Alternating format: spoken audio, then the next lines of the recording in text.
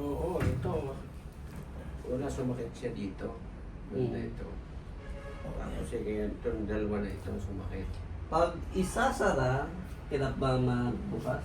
Wala namang Hindi ganun. naman. Okay naman siya. Ah. Ang problema lang, So itong, dito sa bandang to. ito para kalahati niya. Oo, Oo, dito. Ito na, ito kasama to. Yan. Oh, Tapos ito dito, tumubos siya dito.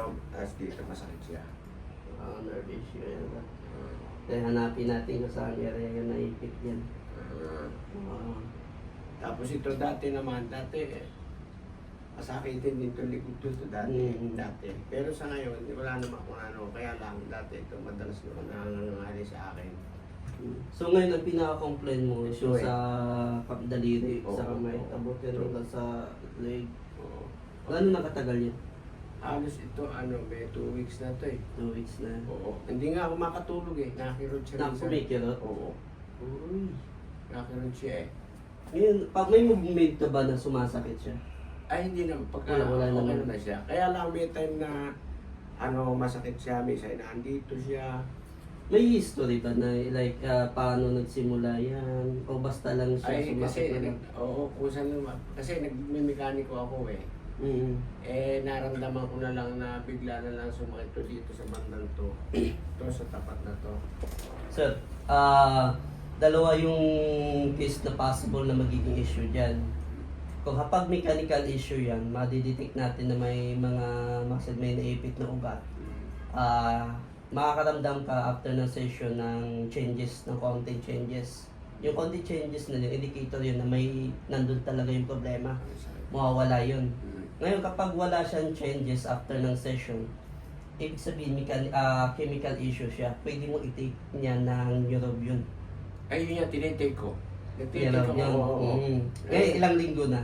Bali, meron ng 1 linggo na. Ilang linggo. Antayin mo pa yung 3 weeks or 6 weeks nun para alam natin talaga kung saan. Mas maganda na din kung pinahilot mo para alam mo na talaga. Kasi pagka naman siya nakakainom nga kagaya nga kami ng umaga, minum po. Umalman yung pakiramdam niya, pero parang nangingimay itong ganito. Nangingimay.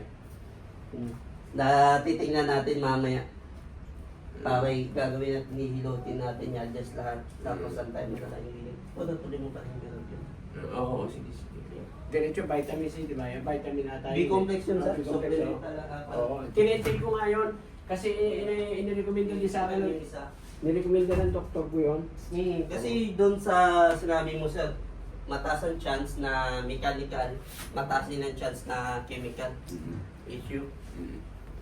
Hanap ko nga ng posisyon yung kamay ko eh. Relax na sir.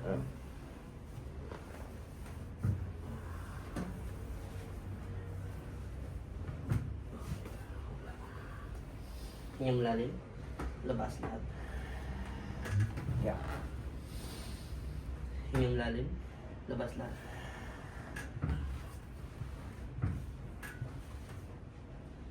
Labas lang sa lahat ng lahat.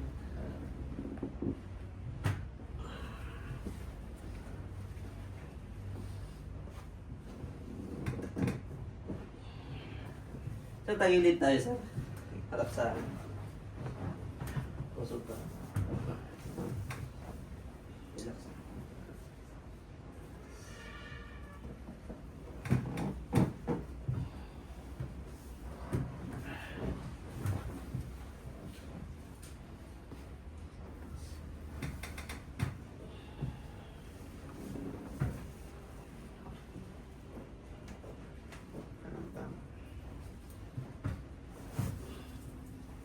Relax. Lalabas. Mag-i-improve ka yan sir after 3 days. Ha? Mag-i-improve na mag-i-improve ka yan Oo. after 3 days. Pero tuloy mo lang yung iniinom mo Oo. sir. Para mabilis siya mag-recover. Oo. Okay sir, upo tayo sa dito. Bye-bye. Iba na yung pakiramdam. Sobrang dami kasing mga spasm.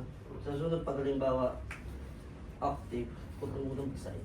Ganun. Kasi hindi lahat ng muscle fiber bumabalik. Nagre-remain Oo, kasi ang contracted siya. nangyayari pag naggawa ko ng sasakyan na nalilinis ko kamay ko.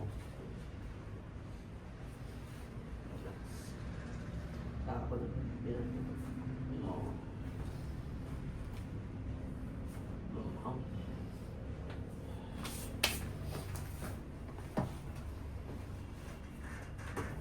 Atras.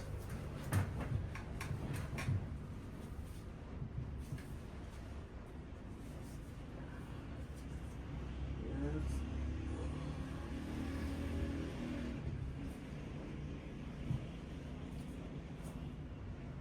Kamay dito dalawa.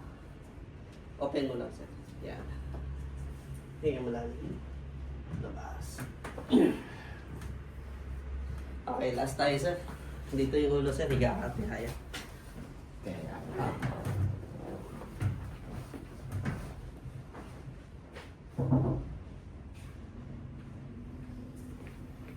Sir, close your mouth na. Huwag lalabas yung dila, baka makagatin. Huwag lalabas baka after ito.